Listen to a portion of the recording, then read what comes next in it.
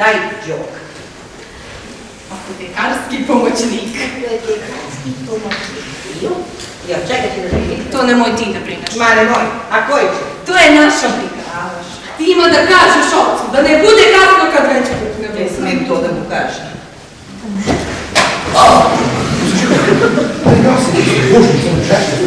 Idi beni ladine. A gde je ti kod? Ono mogu što neće mi umre.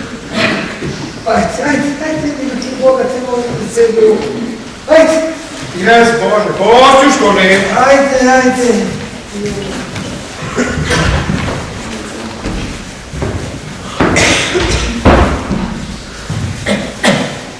Jerotije. Tišina! Jerotije. Tišina! Važno da ti kažem. I država! Šta je? Jerotije. Država im nešto mi kaže važno, to je najbitnije. Napolje! Šta ste napolje? Ajde, brže! Dobro.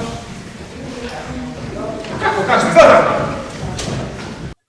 Ćuprijska publika iskreno je uživala u interesantnoj i nesvakidašnjoj predstavi Sumnjivo lice, adaptaciji čuvenog komada Sumnjivo lice Branislava Nušića, koju su na sceni škole za osnovno muzičko obrazovanje Dušan Skovran izveli glumci amaterskog pozorišta Teatar Resava iz Despotovca. Gledaoci su bili svedoci jednog potpuno drugačijeg sumnjivog lica od onog na koje smo navikli.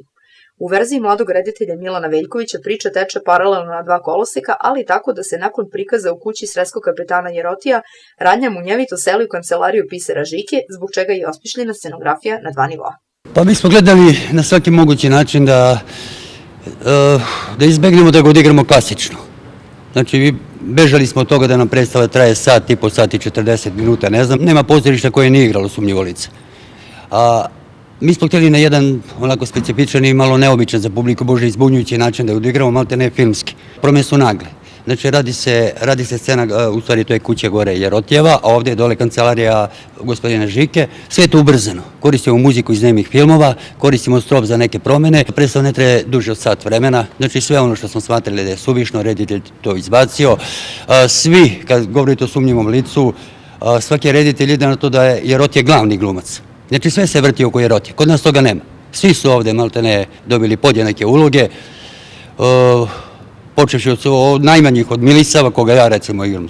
Slučaj, ja igram do Jerotija, tu su male razlike što se tiče i količine teksta i samog pojavljivanja na sceni. Predstava Sumnjivo lice u kojoj igra ukupno 12 glumaca pokazatelj je da se promjenom dinamike fabule klasični komadi mogu obličiti na način koji je, sudeći po reakcijama, pitak i prijemčiv za publiku. Ipak, kada se vreme trajanja gotovo prepolovi, probe umeju da budu naporne. Pa izuzetno teško. Evo mi predstave rađena onako kako ja znam i koliko pamtim, otprilike 20 čitajućih proba, to znači samo za tekstom, i 20 prostora sa mizanscenom, znači u prostoru. Negdje oko 40 proba, to se onako razvuklo, boga mi, na neka 2,5-3 mjeseca. Znači toliko su nam trajale probe. Različiti su komentari. Skoro smo igrali u Petrovcu na Mlavi, gdje je čovjek prišao i kaže, ja sam se plašio pre predstave da dođem da gledam, nisam htio da gledam Sumnjivo lice koje traje sat i 40 minuta, ono klasično, međutim, kaže, baš ste mi prijatno iznenadili, na ovakav jedan način, malte ne filmski urađen. Znate, zbog tih naglih promjena i svega toga, nema nikakvih pauza, tempo je užasan, zato i traje predstava, čak možda ni 60 minuta, 50 i nešto. Tako da je publika, uglavnom reakcije publike su bile odlične. Teatar Resava postoji od 1996. godine i u promenljivom sastavu funkcioniše sve do danas. U njegov rad aktivno je uključeno oko 30 mališana na dečijoj sceni i više od 20 odraslih glumaca.